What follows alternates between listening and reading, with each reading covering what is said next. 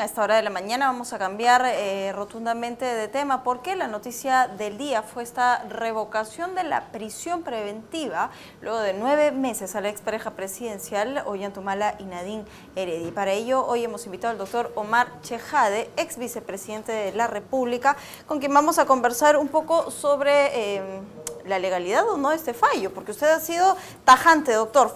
Los favores se pagan con favores. Sí. Y quiero que hoy me lo explique. ¿Cómo está? Gracias por haber aceptado. Gracias por la invitación nuevamente, Claudia. Encantado de estar en tu programa. Soy ya casi. Lo he visto 2 veces en la semana. Para mí es un honor estar contigo, con una periodista no solamente tan guapa, sino tan inteligente. Gracias. Así que te agradezco mucho. Mira, Claudia,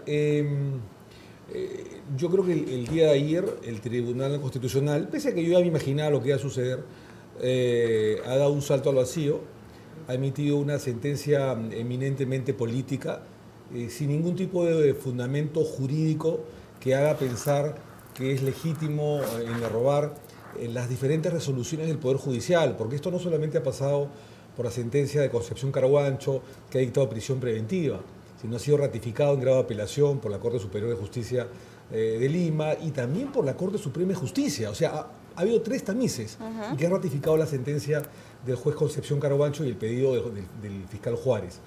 Ahora, acá, bueno, si tú me decías hace, digamos, algunos días para responderte en la yugular, digamos, de frente, ir de frente a la yugular, si yo pensaba que esto iba a suceder, claro que sí, porque hace unas semanas atrás, cuando se suspendió la votación, era porque había un empate, 3-3, y el dirimente estaba de viaje, estaba de vacaciones, el señor Eloy Espinosa Saldaña. No tengo nada contra Eloy Espinosa, me parece que es un buen abogado, tiene galardones académicos, pese a que está cuestionado por un tema de falsificación de títulos, pero en fin, ese es un tema que lo tendrá que arreglar él. Pero tiene galardones académicos, no se puede decir que no, es un hombre de leyes. Pero el tema es que Eloy Espinosa fue el candidato exclusivo y excluyente del nacionalismo el año 2014. Me consta porque yo era de la bancada, me consta porque, digamos, Ollantumala nos llamó a una reunión de bancada Palacio de Gobierno para que en el momento que se cambiase, en esos instantes, 2014, mayo del 2014, a 6 representantes del Tribunal Constitucional, porque ya sus gestiones habían sido extemporáneas, ya había pasado el límite de los 5 años que manda la Constitución, había magistrados en esa época que tenían 7 años y habían pasado con exceso el límite de su gestión, algunos 8 años, otros 6 años, o sea, había que cambiar de 7 a 6, el único que tenía que quedar era Urbio Lajani, porque tenía 4 años y le faltaba 1 año, me parece, que era el presidente, me parece. Pero el resto había que cambiarlo. Entonces había una protesta legítima ciudadana de una vez que el Congreso se ponga las pilas y que designe a los nuevos miembros del TC. Eso hicimos en el Congreso y había la famosa cuota de cada bancado, de cada partido. Y la cuota excluyente y exclusiva del nacionalismo era el Eloy Espinosa Saldaña. Entonces la reunión fue de urgencia de la bancada. Claro, uno ya después revisa la historia, la voltea, examina, expulga, y obviamente quien manejaba todo esto era, desde tras bambalinas, era Nadine Heredia, ¿no? La que manejaba al jefe de bancada del Partido Nacionalista, que me parece que en esa época era José Gutiérrez, si mal no recuerdo, y era la directiva elegir al señor Espinosa Saldaña. Por lo tanto, él ha sido un personaje que le dé favores al nacionalismo, que le dé favores por haber sido elegido, designado miembro del TC, y además me acuerdo que la votación primera votación en el Congreso no alcanzó el número suficiente de 87 votos. Se tuvo que volver a votar y en la segunda, Eloy Espinosa alcanzó 88 votos, que es un voto más del mínimo legal para elegir una autoridad como miembro del TC. Y evidentemente favores con favores se pagan, ¿no? Lamentablemente no es una buena práctica, pero lamentablemente en la práctica, en la realidad sucede. Así que, digamos, yo ya tenía conocimiento que si era 3-3 y dirimía Eloy Espinosa, era obvio que iba a votar a favor de la libertad y a favor de la revocatoria de la prisión preventiva de Heredia y Ollantumala. A ver, eso por un lado que genera suspicacia con esto de que los favores se pagan con favores. Vamos a analizar un poco el tema de fondo y tenemos que retroceder en el tiempo. Se dicta esta prisión preventiva porque no se pueden probar finalmente estos elementos concurrentes, que eran el peligro de fuga y el entorpecimiento en el proceso judicial.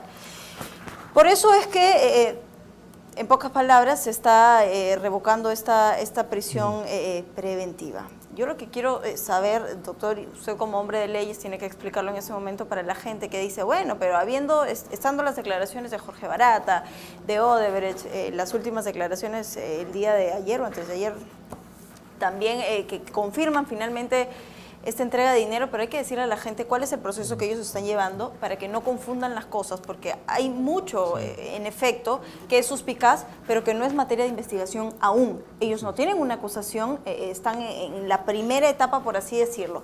Quiero que por favor usted me haga una especie de crónica y al mismo tiempo podamos analizar el hecho de por qué ellos van a salir después de 9 meses. A ver, la resolución del Tribunal Constitucional que los libera no los absuelve, no los declara inocentes, ni culpables, ni responsables, ni irresponsables, no los absuelve de ningún tipo de acusación. Lo que está en cuestión es la medida cautelar, es decir, si dentro del proceso penal, mientras dure el juicio contra ellos, lo van a pasar, por así llamarlo, digamos, en libertad en comparecencia restringida, simple, qué sé yo, o en prisión preventiva. Entonces, vayamos a los principios generales del derecho procesal penal. La regla general para llevar un procesado, un imputado, un juicio, un proceso penal, la regla general es la comparecencia, es la libertad, ¿no es cierto? La excepción a esa regla es la prisión preventiva, ¿correcto? Ya. Entonces, la prisión preventiva debe ser la última ratio, la última razón de ser, cuando el tema es muy complicado y hay peligro de fuga y hay una serie de elementos que lo vamos a analizar el día de hoy. Entonces, no ha sido liberado a través de una absolución, Ollanta Humala y Nadine Heredia el día de ayer del TC, sino que se ha discutido una medida cautelar para preservar el proceso y que los señores no puedan huir. Entonces, vayamos a las reglas del Código Procesal Penal.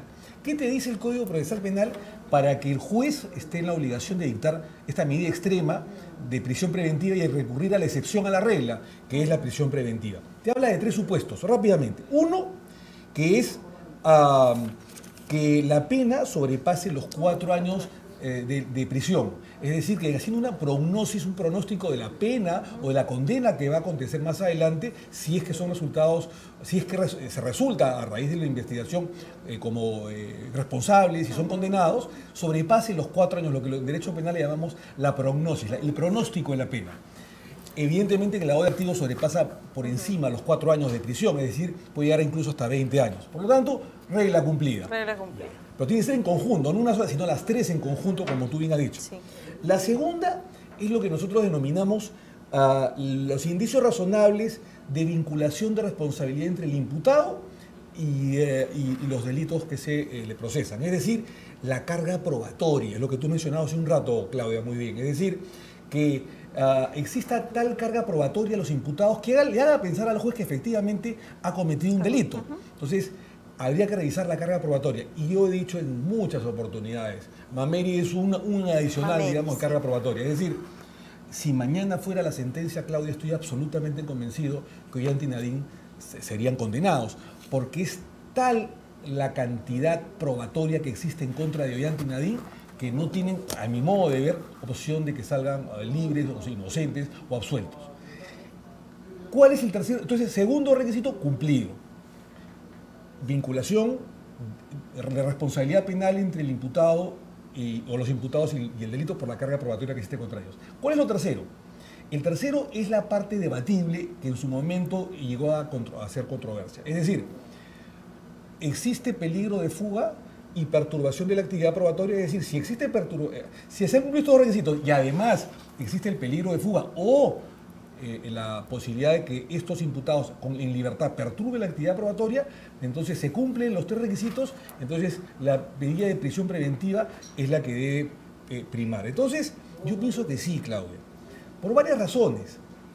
Porque, primero, lo señala el Código Procesal Penal, la pena es absolutamente grave y eso hace pensar que una posibilidad de libertad o de comparecencia ellos puedan rehuir a la acción de la justicia o perturbar la acción probatoria. Pero además se considera, y eso lo consideró la Corte Suprema de Justicia de la República, que la señora Nadine Heredia tuvo una conducta procesal obstructiva, obstruccionista, es decir, trató de falsear. Un cargo en las... Primero trató de falsear su firma, ¿no es cierto? Disfrazar su firma ante un perito. Trató de invalidar las agendas, trató de mentirle al perito y a la Justicia Nacional diciendo de que no era su firma primero, luego la reconoció después de tanta evidencia y luego cuando pasó al peritaje trató de disfrazar la firma para confundir al perito. El perito no se dejó confundir, pero fue la intención procesal de la señora Heredia. Entonces, eso fue tomado en cuenta en su debida oportunidad para imponer prisión preventiva. Pero además, lo que tú bien has dicho, es decir, se consigue un contrato trucho sin tener los requisitos laborales o académicos para, con sus amigotes de la FAO en Naciones Unidas, conseguir el trabajo de irse a Suiza.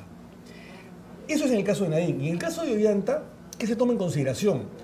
El Código Procesal Penal te habla de que para cuantificar el peligro de fuga o la obstrucción a la justicia del imputado, se debe tomar en cuenta no solamente la gravedad de la pena, que es bastante, 20 años de prisión en caso de lavado de activos, como pena máxima, sino el comportamiento del imputado durante el procedimiento, o sea, o en otro procedimiento anterior. Entonces, ¿qué sucede? Que meses antes o semanas antes a que se dicte prisión preventiva en julio del año pasado, me parece, contra Ollanta Humala y Nadine Heredia, el juez, la sala y luego la Corte Suprema toman en consideración un procedimiento anterior en que Ollanta Humala, digamos, procede a obstruir la acción de la justicia comprando testigos.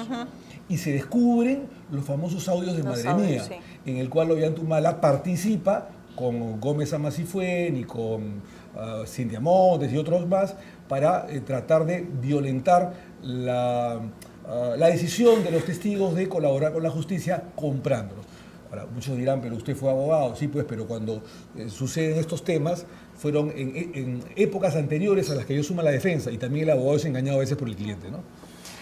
Doctor, ha resumido muy bien la parte legal y a propósito, que usted está mencionándolo, ¿por qué hay mucha gente que en ese momento siente que usted es un detractor principal porque se sintió traicionado? Porque todos recordamos las palabras de Nadine en su momento de cuán difícil es caminar derecho y fue directamente hacia usted.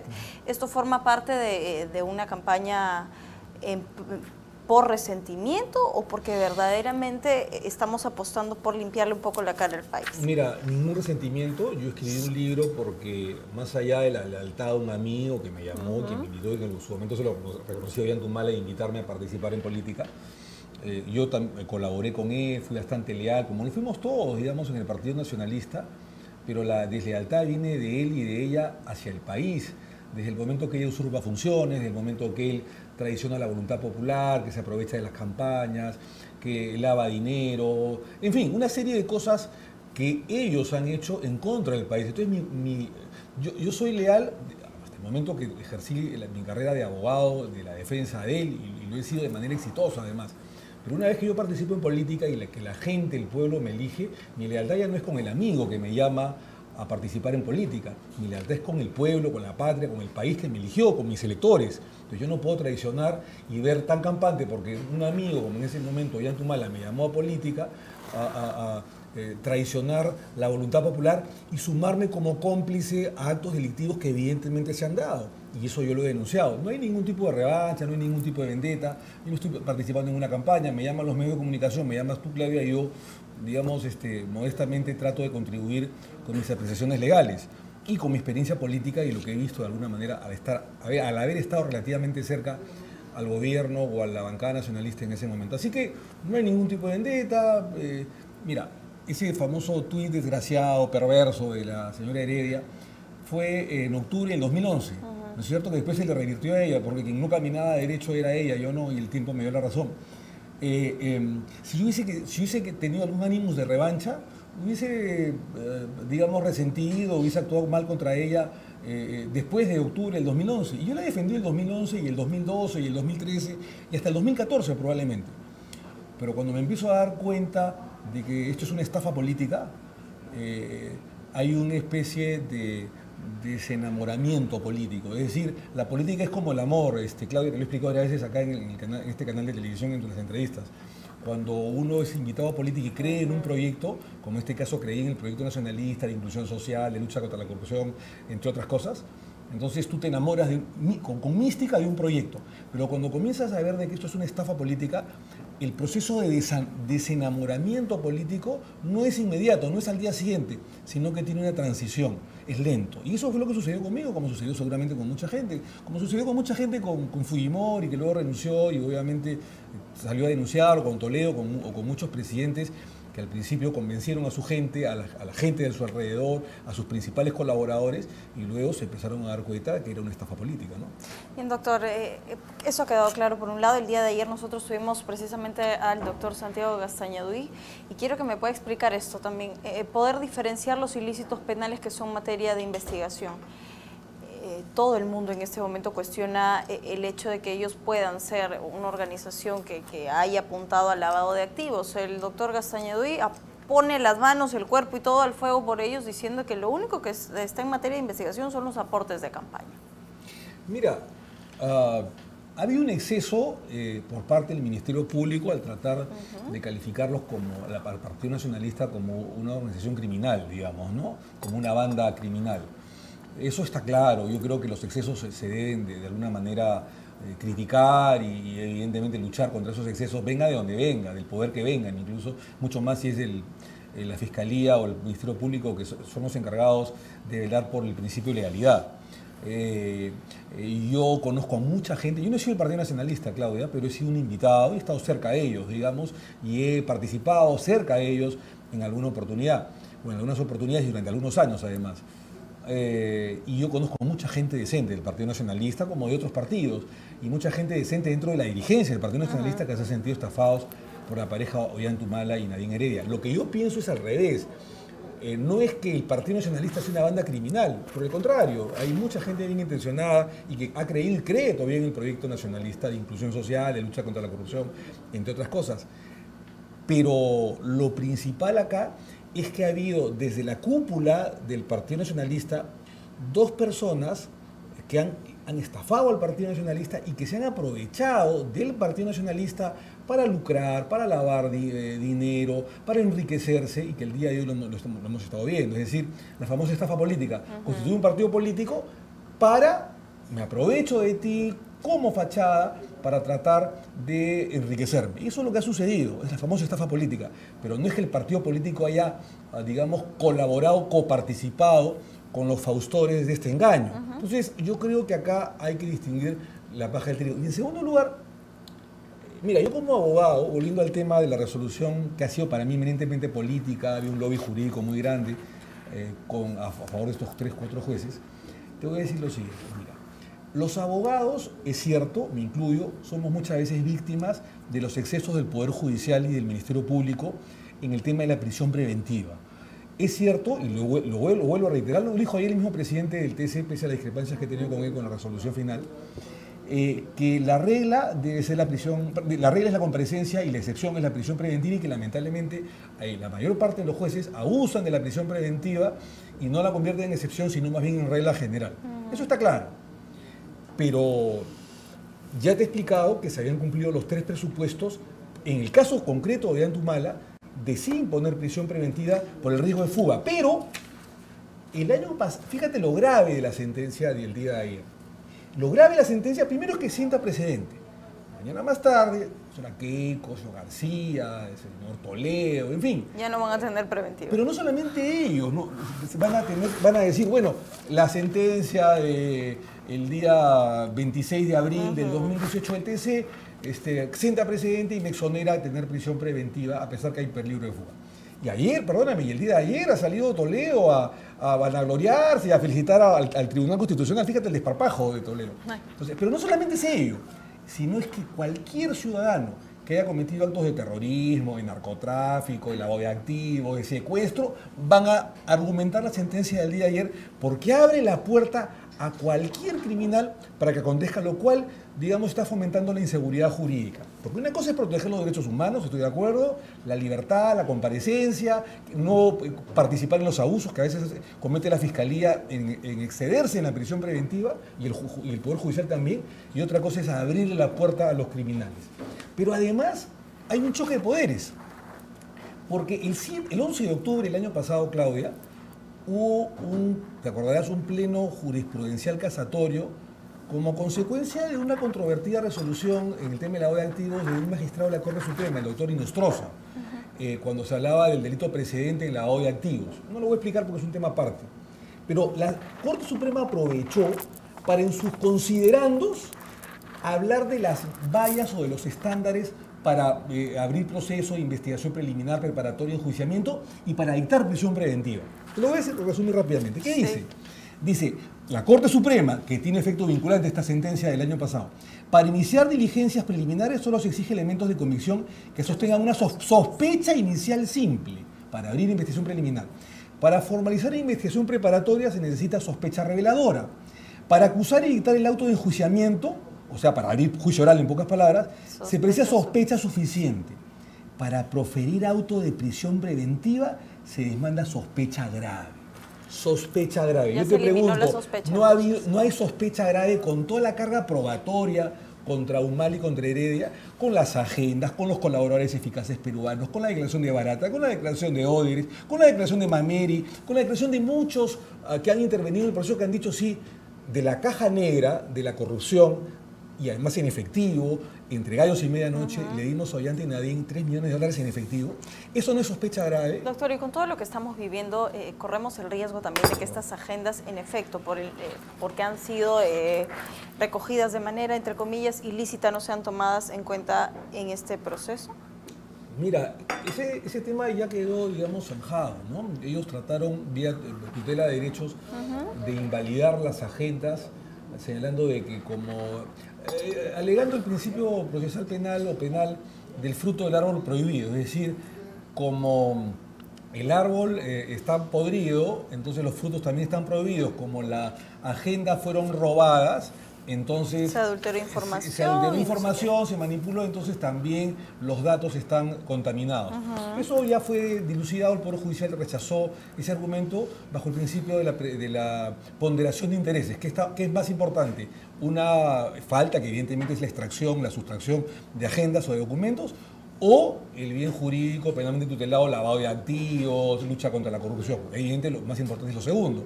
Por lo tanto, la argumentación de defensa fue, digamos, rechazada por el Poder Judicial. Pero vamos a la intención. Y te quiero decir algo más que mucha gente no lo sabe, y que la doctora Ledesma, que votó valientemente en contra de la revocatoria, el pedido de revocatoria de la prisión preventiva el día de ayer, en contra de la libertad de Humala, al igual que dos magistrados más, que es el señor Miranda y Sardón, señaló lo siguiente: fíjate la rapidez que ha habido para resolver este caso del habeas corpus en el Tribunal Constitucional. Es decir, en enero se presenta el habeas corpus, llega al TC, y en abril, o sea, 3 meses después, ya había vista la causa. ¿Sabes cuánto nos demoran a los abogados por casos incluso mucho menores y de no relevancia penal? ¿Cuánto nos demoran acciones de garantía entre que llega la causa al Tribunal Constitucional y se fija fecha para la vista de la causa? Entre 9 meses y 1 año. Pero la corona para Ollanta Humala y Nadine Heredia fue que en 3 meses lo hicieron. Y claro, eso depende del presidente del Tribunal Constitucional, porque él ordena como jefe administrativo en ese momento del tribunal al relator, al secretario técnico, priorizar el expediente. Entonces, fíjate la rapidez que ha habido en resolver la causa de Humala y de Heredia. Si es una decisión eminentemente política, ¿a quién le atribuimos entonces la misma? Evidentemente a los autores de dicha resolución, ¿no? Es evidente que ha habido un lobby jurídico. Cuando hablo de lobby jurídico no te hablo necesariamente de corrupción o de soborno. El lobby jurídico evidentemente tiene una parte de legitimidad. El lobby jurídico puede ser a través de la amistad que pueda tener determinados abogados con determinados miembros del Tribunal Constitucional, una relación laboral antigua, en fin, cosas que a veces están permitidas y que están dentro de la línea delgada, línea fronteriza entre lo legal y lo ilegal. Puede ser legítimo el lobby jurídico, pero que ha habido lobby jurídico a mí no me queda la menor duda, Claudia. Fíjate que el Tribunal Constitucional se ha pasado por encima de la decisión de la Corte Suprema, que rechazó la casación interpuesta por Humala y Heredia y su defensa para revertir o revocar la sentencia o la disposición de prisión preventiva, ¿no? Ante estos elementos que usted bien ha analizado en la parte inicial, estábamos ante el peligro de fuga. Los argumentos que maneja el doctor Gastañaduy es que la expareja presidencial siempre se ha puesto a disposición de la justicia, que Nadine Heredia renuncia a su cargo a las FAO, y es más, cuando les dictan la prisión preventiva, ellos van a ponerse a disposición de la misma. Con todos estos antecedentes y estando ya en un panorama de comparecencia en este momento, en este arresto domiciliario que ellos van a cumplir, ¿corremos aún el peligro de que ellos puedan fugar, de que puedan pedir asilo? Usted que los conoce de cerca, ¿cuál es la estrategia que podrían estar armando? El peligro de fuga se ha incrementado 3 o 4 veces más de lo que ya era antes de, digamos, haber sido privados de su libertad hace 9 meses. Si el peligro de fuga, digamos, hasta hace 9 meses antes que pisaran prisión era de, no sé, pues 30%, digamos, ahora el peligro de fuga es 90% y te lo voy a explicar por qué. Mira, esa renuncia del señor Nadine Heredia de la FAO era por la presión, digamos, jurídica y la opinión pública, en que evidentemente era una burda estrategia para fugarse del país. Empezaban los cuestionamientos porque regresar y salir, ¿cuánto costaba también, no? Una especie de fuga técnica, ¿no? Pero en fin, eso es otro tema. Mira, ya han pisado prisión, Claudia. Ellos son personas con mucho poder económico, ya sabemos por qué, los millones de dólares que han recibido, no solamente de Odebrecht o el cartel brasileño o el tema de financiamiento de campaña, sino muchísimo más que ya poco a poco se está sabiendo, sino el poder político que tienen nacional e internacional, los contactos internacionales. Eso hace que el peligro de fuga o la perturbación de la actividad probatoria, la evasión de la justicia, crezca muchísimo más que cualquier persona de a pie. O sea, una persona de a pie, para evadir la acción de la justicia, tiene que tener dinero, que comprar un pasaje, que a veces sobornar a determinadas personas, y eso cuesta. Entonces, eso a veces para un delincuente común y corriente le cuesta y es más difícil. Pero para personas de mucho poder económico como ellos, que han tenido poder político y contactos a nivel internacional, es mucho más fácil. Incluso no solamente es el tema de irse del país o del peligro de fuga, sino de un asilo político. Entonces, si ya han purgado prisión, si ya han estado 9 meses en prisión sufriendo carcelería, que es algo bastante grave, alejado de alguna manera de sus hijos, han obtenido la libertad, ¿tú crees que después de esa sensación de 9 meses de prisión van a querer regresar a la misma, sabiendo además, porque yo estoy convencido, los conozco perfectamente, sabiendo que van a ser condenados? Porque si, digamos, el tema estuviese, es polémico, estuviera 50-50, habría la posibilidad que salgan absueltos, bueno, de repente se la juegan por quedarse porque confían en su inocencia. Pero ellos saben que son culpables y saben que la carga probatoria en estos momentos es muy alta como para ser condenados. Saben que van a ser condenados. Yo no me los imagino a ellos sabiendo que van a ser condenados en 6 meses o en un año, no lo sé, regresar otra vez a prisión. No me los imagino. Ahora, doctor, entonces, sería muy ingenuo. Además, el Tribunal Constitucional, no todos por supuesto, sino esos 4 que han votado a favor de la libertad, van a tener que hacerse responsables de sus propios actos, Claudia. Es decir, de haberlos liberado. Porque ya hemos tenido experiencias funestas en el pasado con expresidentes. Se fugó Fujimori y al Estado peruano, me consta porque soy procurador, le costó millones de dólares en extraditar al señor Fujimori, primero de Japón y luego de Chile. Y además con varios años de lucha, más o menos 7 años. Y después Toledo. O sea, hasta el día de hoy han pasado 14, 15 meses de la fuga de Toledo. ¿Y cuánto tiempo pasará para poder extraditarlo y que responda ante la justicia por hechos que aparentemente ha cometido? O sea, hay incluso hasta precedente similar. Entonces, pensar que Ollanta no va a seguir el camino de sus antecesores homólogos, me parece una ingenuidad bastante grande. Por eso te digo, esto responde a un lobby jurídico al más alto nivel para haber torcido la voluntad jurídica y procesal de toda una Corte Suprema y de todo un Poder Judicial. ¿Cómo han cambiado los escenarios, no? Hace 9 meses felicitábamos la valentía del juez Concepción Carguancho y hoy, por supuesto, condenamos esta decisión porque sienta un precedente importante, como usted lo ha dicho, para futuros casos. Teniendo esto, ¿cuál es la proyección, la perspectiva camino a esta investigación? Se lo pregunto porque el día de ayer, conversando también con Santiago Gastañuí, él se refugia, siento yo, en esta presunción de inocencia. Para él todo lo que gira suspicazmente en torno a la expareja presidencial va a tener que ser probado y hasta el momento ha pasado un tiempo considerable y ha quedado en dichos nada más y chismes para él que deben ser probados. ¿Va a probarlo en algún momento Barata? ¿Lo va a probar Odebrecht? Mira, Yo creo que acá también hay una corresponsabilidad del Ministerio Público, ¿no? Porque el Ministerio Público ya ha tenido un caso con la impresionante carga probatoria que tiene contra ambos, digamos, desde el año pasado. Y el propio fiscal de la Nación ya se criticaba al Ministerio Público en julio, cuando recién Ollanta y Nadine entran a prisión, de haberse demorado tanto en formular acusación teniendo muchos elementos de juicio para poder acusar, teniendo un caso. Y luego el fiscal Juárez y luego el fiscal de la Nación, me parece, dijeron, no, en 2 o 3 meses formulamos acusación. Luego hubo un comunicado, en noviembre formulamos acusación. Ha pasado abril, prácticamente estamos mayo, han pasado 9 meses de su prisión preventiva y no han formulado acusación. Ahora, claro, procesalmente no es obligatorio formular acusación para que haya prisión preventiva para diversos imputados. Hay muchas prisiones preventivas, la mayor parte de prisiones preventivas es sin formular acusación y sin juicio oral. Pero digamos, si tenía el Ministerio Público y tiene una carga impresionante de medios probatorios para poder acusar, ¿por qué esta demora irresponsable? ¿Por qué darle algunos argumentos a los imputados para decir, no, pues, pero si ni siquiera hay acusación? Entonces, hay una corresponsabilidad.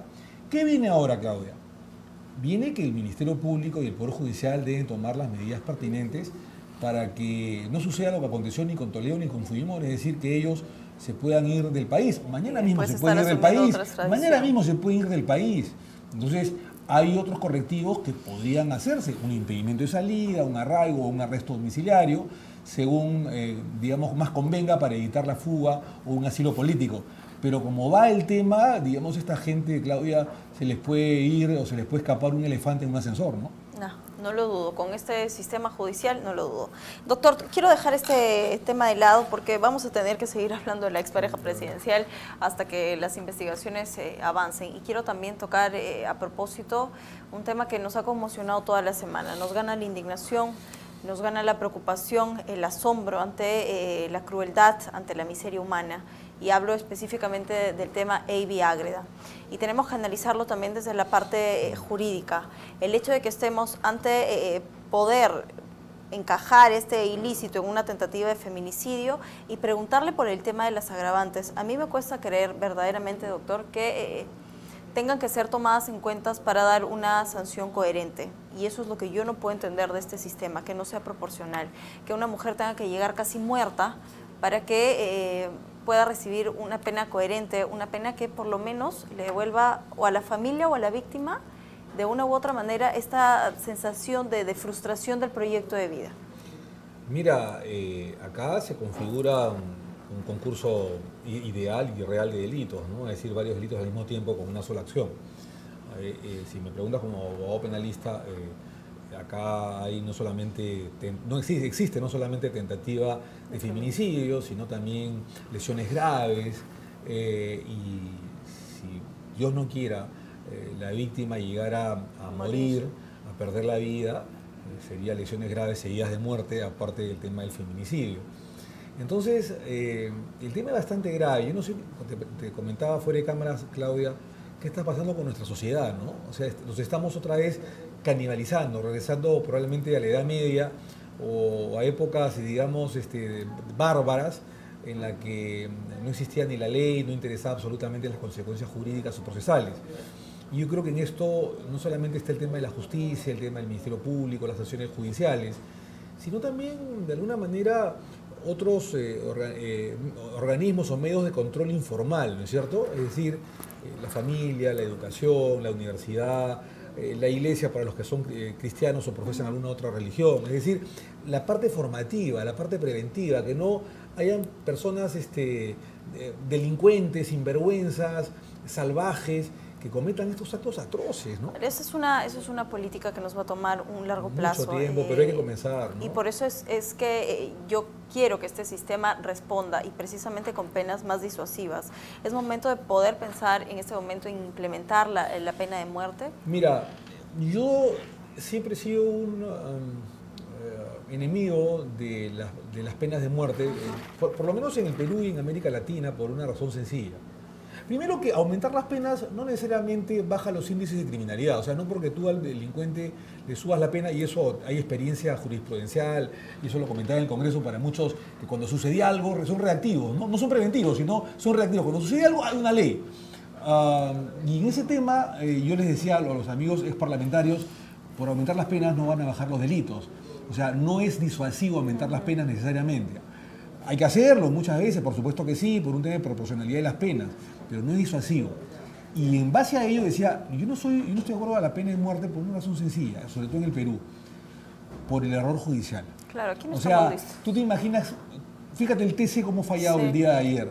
Fíjate cómo puede fallar a favor o en contra del Poder Judicial un juez y mandar al paredón una persona. El error judicial en el país es absolutamente grande, a favor o en contra, ya sea para liberar un culpable o para, no sé, absolver a un responsable, digamos, ¿no? Entonces, liberar a un inocente o absolver a un culpable. Entonces, digamos, el error judicial en el país es muy grande. Eso en primer lugar. En segundo lugar, el único que tiene derecho a quitarte la vida es Dios, ¿no es cierto? Entonces, si la pena además tiene una función rehabilitadora, resocializadora, no tiene sentido, digamos, imponerle a una persona la pena de muerte, porque iría contra la función de rehabilitación de la pena y el interno con una pena. Entonces, yo soy enemigo de la pena de muerte, básicamente por esos temas, pero fundamentalmente por el error judicial que hay en el país.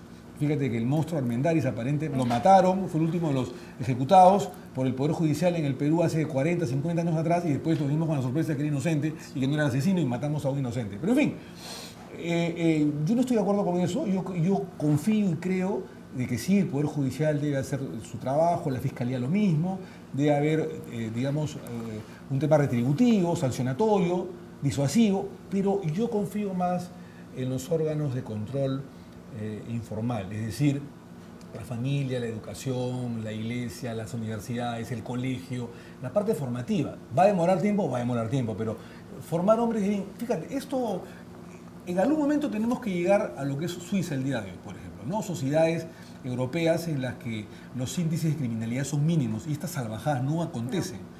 No entiendo, fíjate, digamos, no es que tenga tanta experiencia, pero yo de niño o de adolescente no recuerdo estas barbaridades, sinceramente. Han habido actos delincuenciales, pero estas barbaridades que acontecen ya en los últimos años, de hombres que maltratan salvajemente a las mujeres, que las queman vivas, que las linchan, que las patean, la verdad que no lo recuerdo. No, es terrible, y esto responde también a una política de educación y de salud mental en el país. Y no sé si con la crisis que está viviendo el sistema de salud podamos llegar a buen puerto. Bueno, condenar, como siempre, desde aquí nuestro repudio a estas salvajadas y esperar que las... Pero ya el daño está hecho, ¿no? Sí, el daño está hecho. Incluso le puedes imponer la pena de muerte, pero ¿quién repara el daño a esta chica que está en peligro de muerte? Porque, digamos, tener 60% de cuerpo quemado es, digamos, llevarla al abismo de la muerte,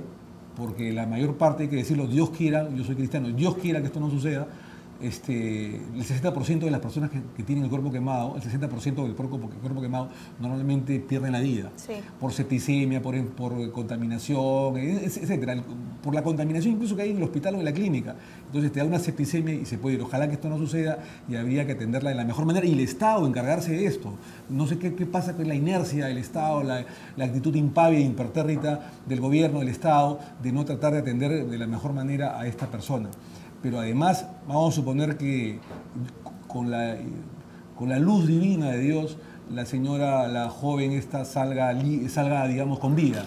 Va a tener una carga emocional no fuertísima. solamente eso, sino, aparte de la carga emocional, vamos a ver cómo queda, ¿no? De salud, o sea, es complicado, ¿no? Pero en fin. Y si se recupera, salir también y emprender la lucha de que se pueda implementar la justicia para quien la ha dejado tan mal.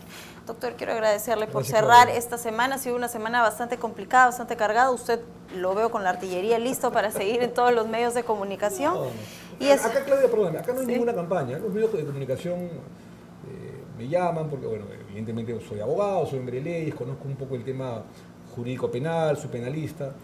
Y además los conoce de cerca. Y porque los he conocido bastante de cerca y he denunciado hechos de corrupción de ellos, de usurpación de poderes de la esposa, he escrito un libro al respecto, me peleé con ellos. Yo no he sido como muchos que se pelearon cuando terminó el gobierno o que esperó que acabaran con la lista parlamentaria para recién pelearse de ellos o retiraran la candidatura presidencial del nacionalismo para pelearse con ellos. No, yo me he peleado 1 año y medio antes.